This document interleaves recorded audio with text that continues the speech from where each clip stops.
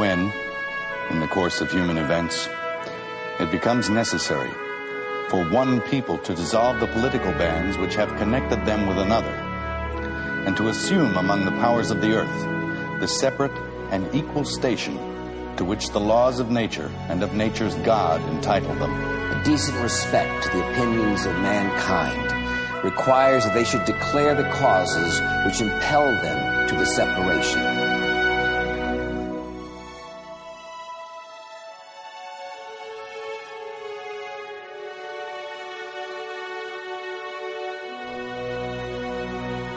We hold these truths to be self-evident, that all men are created equal, that they are endowed by their Creator with certain unalienable rights, that among these are life, liberty, and the pursuit of happiness.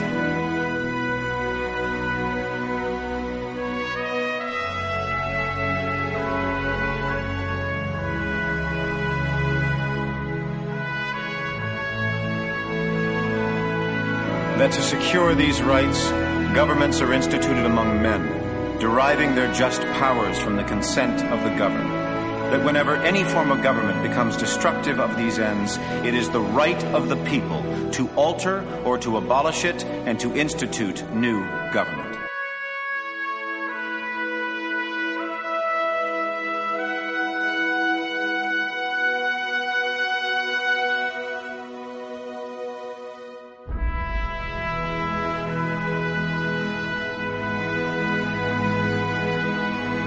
Laying its foundation on such principles and organizing its powers in such form as to them shall seem most likely to affect their safety and happiness.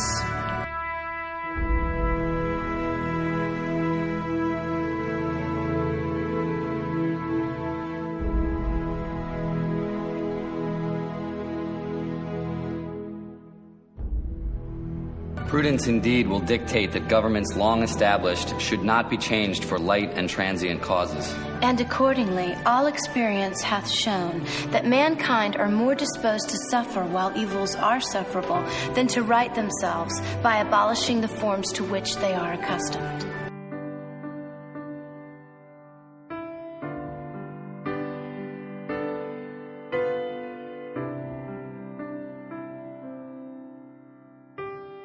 But when a long train of abuses and usurpations, pursuing invariably the same object, evinces a design to reduce them under absolute despotism, it is their right, it is their duty to throw off such government and to provide new guards for their future security.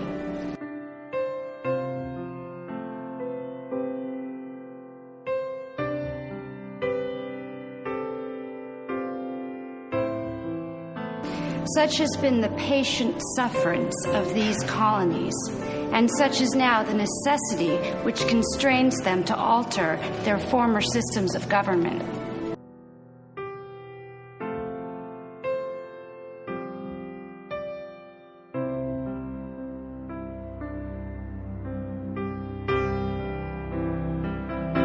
The history of the present King of Great Britain is a history of repeated injuries and usurpations, all having in direct object the establishment of an absolute tyranny over these states.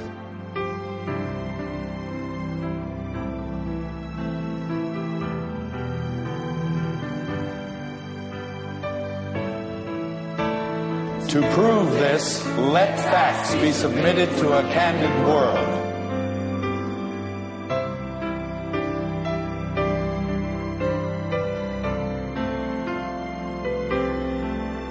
He has refused his assent to laws the most wholesome and necessary for the public good.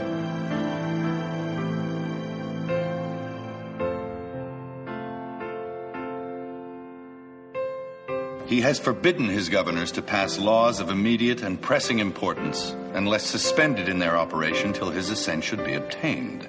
And when so suspended, he has utterly neglected to attend to them.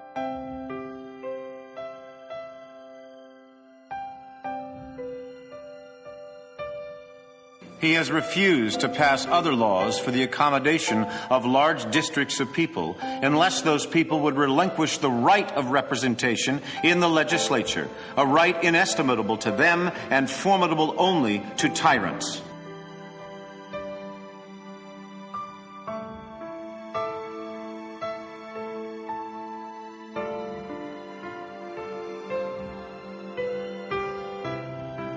He has called together legislative bodies at places unusual, uncomfortable, and distant from the depository of their public records for the sole purpose of fatiguing them into compliance with his measure.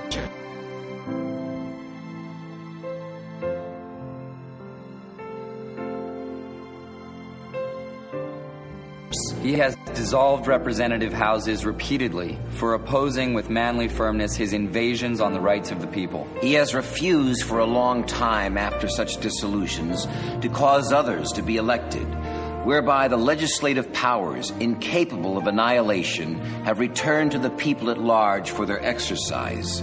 The state remaining in the meantime exposed to all the dangers of invasion from without and convulsions within.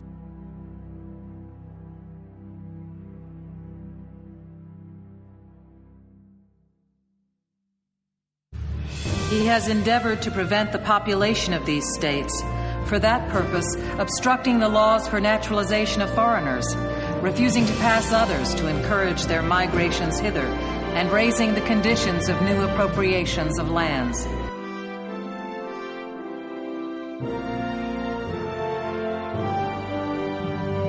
He has obstructed the administration of justice by refusing his assent to laws for establishing judiciary powers.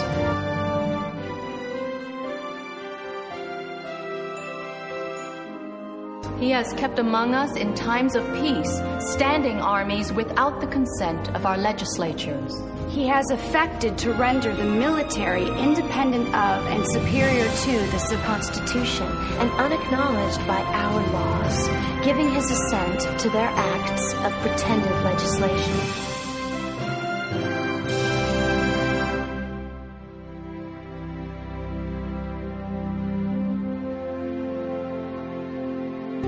For quartering large bodies of armed troops among us. For protecting them by a mock trial from punishment for any murders which they should commit on the inhabitants of these states.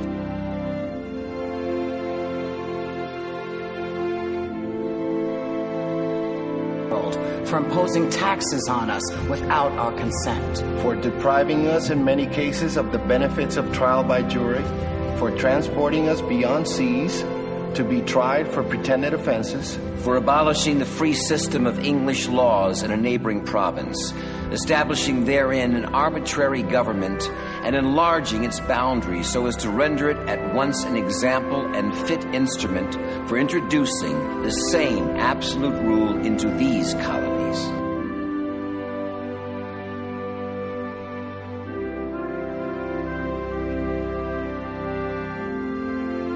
Fundamentally, the forms of our governments. For suspending our own legislatures and declaring themselves invested with power to legislate for us in all cases whatsoever.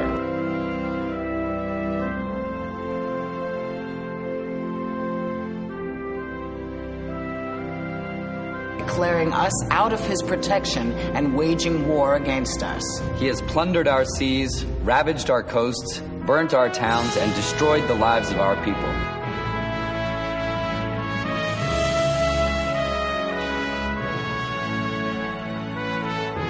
He is, at this time, transporting large armies of foreign mercenaries to complete the works of death, desolation, and tyranny, already begun with circumstances of cruelty and perfidy, scarcely paralleled in the most barbarous ages, and totally unworthy of the head of a civilized nation. To become the executioners of their friends and brethren, or to fall themselves by their hands.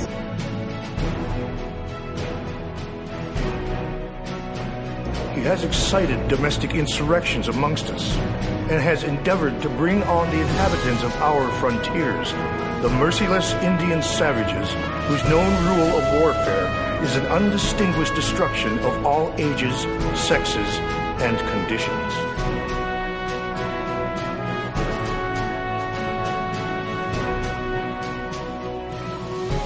In every stage of these oppressions, we have petitioned for redress in the most humble terms. Our repeated petitions have been answered only by repeated injury. A prince whose character is thus marked by every act which may define a tyrant is unfit to be the ruler of a free people.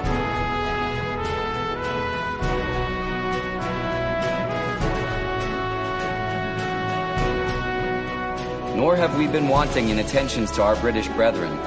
We have warned them from time to time of attempts by their legislature to extend an unwarrantable jurisdiction over us. We have reminded them of the circumstances of our immigration and settlement here. We have appealed to their native justice and magnanimity. And we have conjured them by the ties of our common kindred to disavow these usurpations which would inevitably interrupt our connections and correspondence.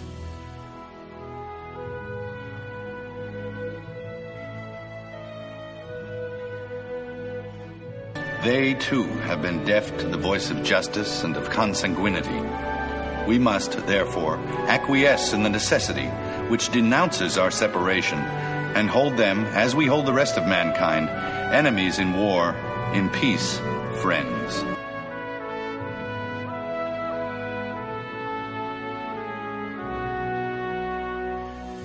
We, therefore, the representatives of the United States of America, in General Congress assembled, appealing to the Supreme Judge of the world for the rectitude of our intentions, do, in the name and by authority of the good people of these colonies, solemnly publish and declare that these united colonies are, and of right, ought to be free and independent states.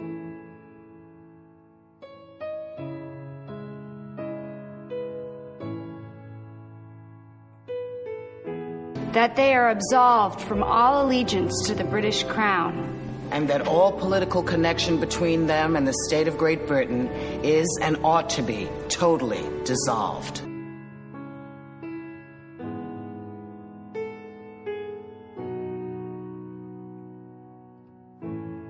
And that as free and independent states, they have full power to levy war, conclude peace, contract alliances, establish commerce, and to do all other acts and things which independent states may of right do.